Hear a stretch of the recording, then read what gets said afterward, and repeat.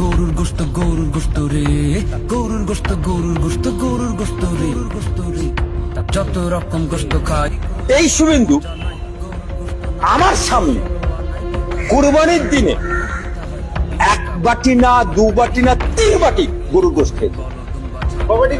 3 বাটি।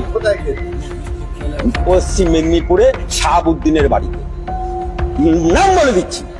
বিজেপির অন্যতম নেতা শুভেন্দু অধিকারী এবার নিজেই খেলেন 3 বাটি গরুর মাংস।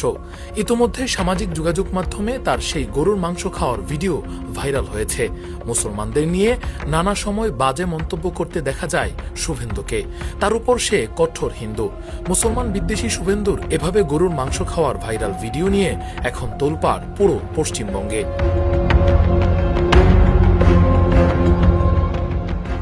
ভিডিওটির সত্যতা যাচাই করতে গেলে ভারতীয় গণমাধ্যমকে এক ব্যক্তি বলেন, 1 বাটি নয়, 2 বাটি নয়, 3 বাটি কুরবানির গরুর মাংস তাদের সামনেই টপাটপ গিলে ফেলে সে।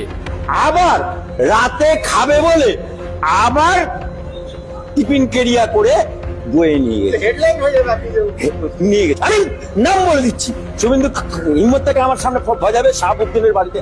নেটিজেনরা বলছেন, এপ্রিলে ঘটে যাওয়া কাশ্মীর হামলার ঘটনায় শুভেন্দু সরাসরি মুসলমানদের উপর দায় চাপিয়ে মুসলিমদের 260টি লাশ ফেলার হুমকি দিয়েছিল। আর মাঝে মধ্যেই সে ইসলাম বিদ্বেষী কথাবার্তা বলে মুসলমানদের ছোট করে দেখে। এবার সেই কিনা নিজের স্বার্থে একে একে 3 বাটি গরুর মাংস সাবার করল। রাকিবুল ইসলাম রইস, ফেস দ্য পিপল।